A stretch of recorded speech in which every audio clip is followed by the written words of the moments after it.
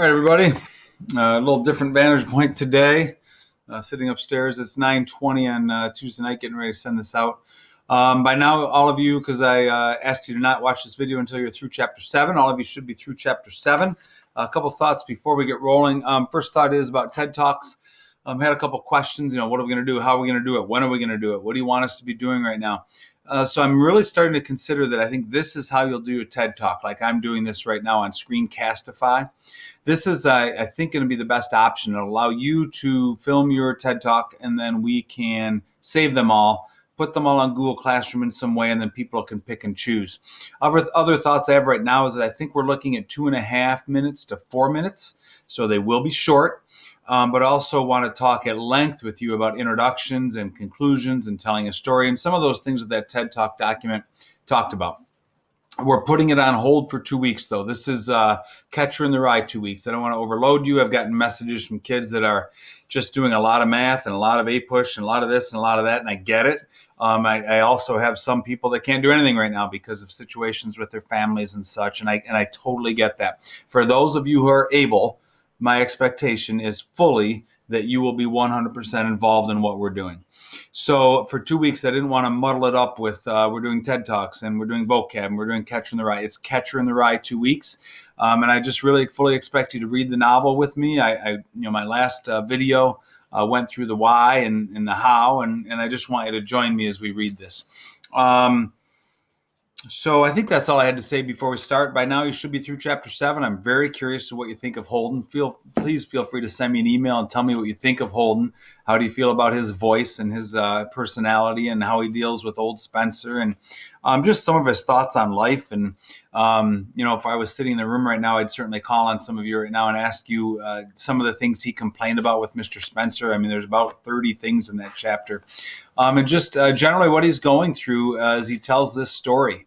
And again, it's a flashback. He is somewhere else right now, and he's telling his story when he went through during these 48 hours.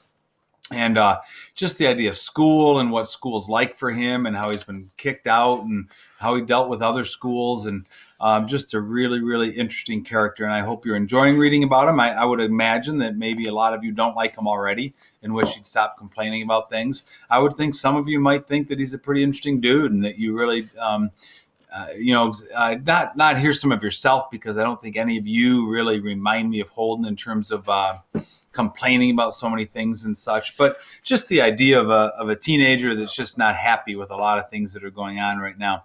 I think his roommate situation's really unique, Ackley and Stradlater, and what he says about those guys, and some of it's gross. I think some of the anxiety about Stradlater going on the date and some of those other things are just real. I mean, they're real.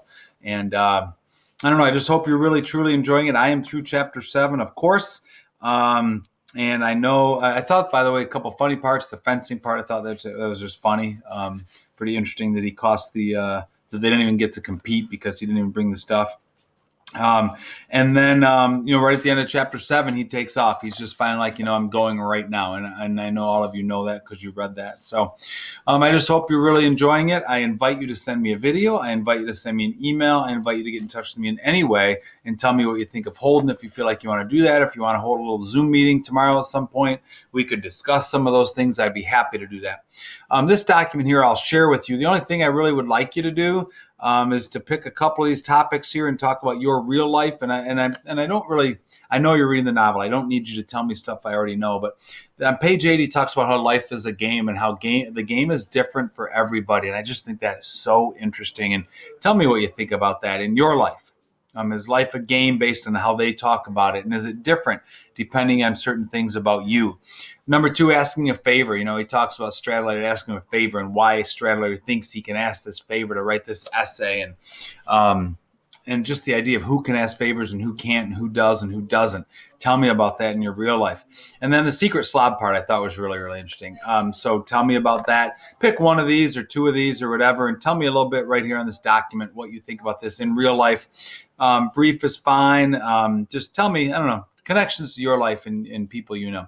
And then there's some clear symbols that come up already. I think that the kings, that being the back row, I think is a clear symbol. What it stands for, there's no reason to Google that right now, and no reason to find out what other people think it stands for. I'm wondering what you think it might stand for. The ducks, interesting question. I have ducks in my backyard right now, hanging out in my pool, and I keep kick them out every day. But what happens in winter? And he talks about Central Park and where do the ducks go. And I think that's something. I mean, there's a symbol there. The red hat, a little creepy there for a minute when he said it's my people hunting hat. I think we think back to Mark Chapman and Hinckley, those people we talked about in my previous video. And it's a people hunting hat. Pretty interesting situation there. I think Allie's gloves certainly could be included in that.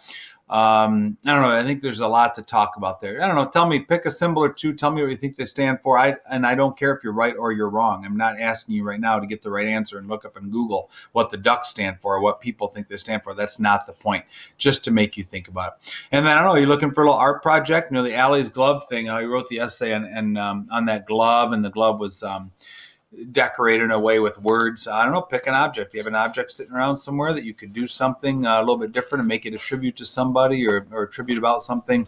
If you're looking for an art project, you could show me that in your video on Friday. So that's where we are right now. I don't have the schedule right in front of me to know where we're going to be by Friday. But I will send an email out in the near future about what you need to have from me in that video on Friday. I'll probably send that email out sometime later tonight or tomorrow, letting you know what my expectations are in your Friday video. Hope you're having a great day. Take care of yourself. Be safe. Be careful. Let me know if you need me. See ya.